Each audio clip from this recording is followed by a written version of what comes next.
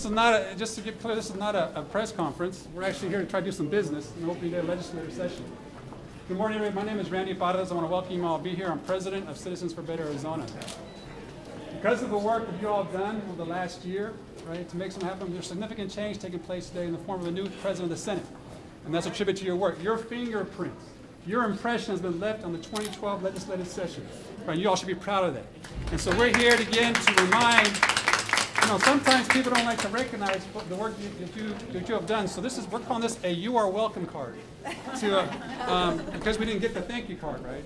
Because you all know, but for the work that you all did, Senator Steve Pierce would not be president of the Senate because he got that position with one vote.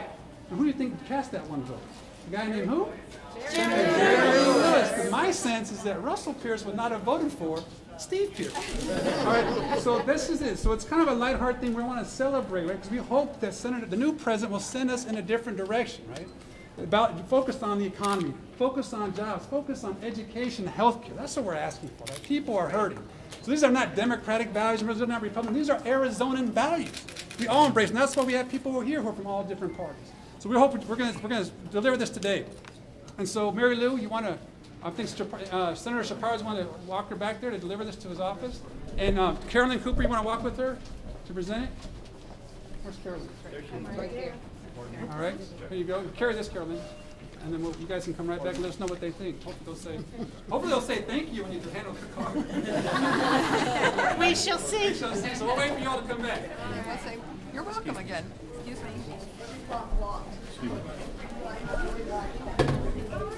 Excuse me. No media. No media. Excuse me. No. No media. Look at the door, please. Free press. I just want you all to know that I didn't specifically ask any senator to be here. I asked them all. It's very helpful that Senator Arpaio showed up so you could walk them back there, so that was very nice. Again, thank you guys all for being here. We're going to be doing is introducing a resolution for these other leaders. And so we're going to be reading up what's taking place. You all know what's going on with Sheriff Arpaio. This is beyond anything that's happened in the last 18 to 20 years when he's been a sheriff. We're talking the Department of Justice reports that chronicle some of the worst abuses and discrimination taking place in recent memory. We're talking about uninvested sex crimes, right? We're talking about $1 million payoffs. We're talking about all these things happening under his watch. We're talking about someone who just died in jail. And someone else probably said he was killed in jail. Not only was he a veteran, but he was someone who's a disabled veteran, a citizen, a Latino who was bipolar and off his medication. Surely we're not going to say it's okay to kill those type of people because they're not on their medication. We've already dedicated their lives to protecting our values. So in the past, something like these things would happen and people just kind of turn their head. Now it's up to us. Are we going to allow that to occur? He was elected to uphold and protect the Constitution of the United States of America. Brothers and sisters, that Department of Justice report, and myself included, about citizens who, because of the content of their speech, went to the Board of Supervisors to criticize and critique his policies and were arrested to the tune of almost $500,000 in legal settlements. The people that are arrested for sitting in the 10th floor, arrested for clapping in the Board of Supervisors meeting. That's happened under our watch. And so, yes, it's bad what he's doing, but shame on us. We're not saying that's not going to happen. It no longer happen in Maricopa County. So we've also met with Senator Steve Gallardo. He's going to be introducing a bill, an actual bill with this similar language this week to ask legislators to sign on to this, right? We're asking Republican leadership to break your code of silence. This is not a partisan issue. This is not Democrats versus Republicans. These are constituents who feel that there's a wall of distrust between law enforcement and different communities. That's not a partisan issue. So we're going to be the conscience of this county. We're going to be the conscience of this state. And if we do the work that we're entitled to do, I assure there'll be some changes. And like we said about Russell Pierce, Sheriff Arpaio will not be in office this time next year. Right. Thank you all for coming out. We're waiting for a delegation of 2. And I hope they're not making them wait. But just so you know, when I was downstairs waiting for somebody to show up, I saw Steve Pierce in the elevator, so we know he's in the building. And some people will say, well, why did you do this? And just so you know, in November, we were here as a group. You all remember that? And we were going to do a press conference downstairs, and somebody from upstairs came down and talked to us. Who was that? That was President Pierce, new President Pierce. And he said, could you please move your press conference outside, and I will meet with you guys. To date, we have not held that meeting. I have put phone calls in and emails in. That's just basic politics. You don't do that. You don't say one thing and do another. So of course, they'll get away with that if we don't do anything. So we're here. So this is why it's kind of giving them a chance again to say so. I can assure you, if we were a different type of group, we'd make time to come out for a minute to say hello.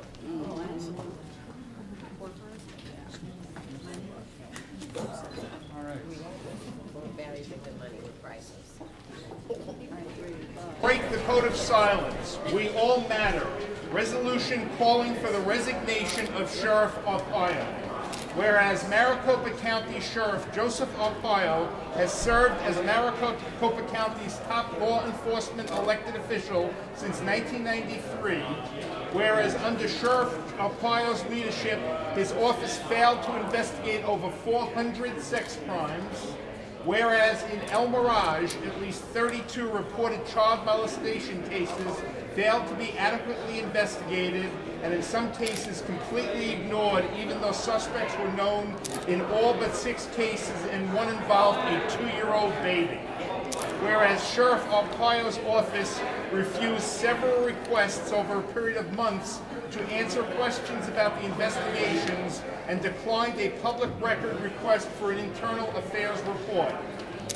Whereas Sheriff Arpaio and his high-ranking officers have already admitted that policy violations occurred, and as a result, many perpetrators of these sex crimes went unpunished.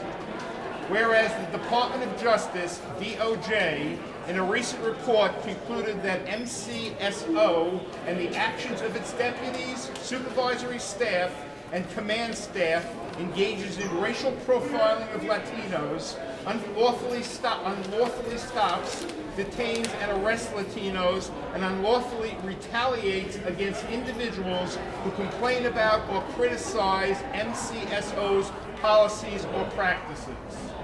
Whereas Sheriff Arpaio has stated on many occasions that he is America's toughest sheriff and that he is in charge of his department. Whereas Democratic leaders and African American leaders have already called for Sheriff Arpaio's resignation, expressing their frustration and disappointment with the findings of the DOJ report and over 400 uninvestigated sex crimes. Whereas Republican leaders in state and local government continue to adhere to a code of silence and refuse to stand up for children who have been sexually violated, citizens who have been stripped of their constitutional rights to free speech, and taxpayers who have paid over $50 million in legal settlements due to the failed leadership of Sheriff Arpaio. Therefore, be it resolved that Republican leaders, the President of the Senate, the Speaker of the House, and the Governor must break their code of silence and demonstrate to all Arizonans that no one is above the law and that no citizen or child should be harassed, intimidated, sexually violated, unlawfully detained, or mistreated. Be it further resolved that the Republican leadership must acknowledge that these are not partisan issues and are indeed indicative of Sheriff Arpaio's failure as Maricopa County's top law enforcement officer. And finally, be it resolved that Republicans and Democrats, elected leaders and common citizens must work together to restore the public's trust in law enforcement by calling for the immediate resignation of Sheriff Arpaio so these issues can be honestly and effectively resolved. Submitted this 9th day of January, 2012.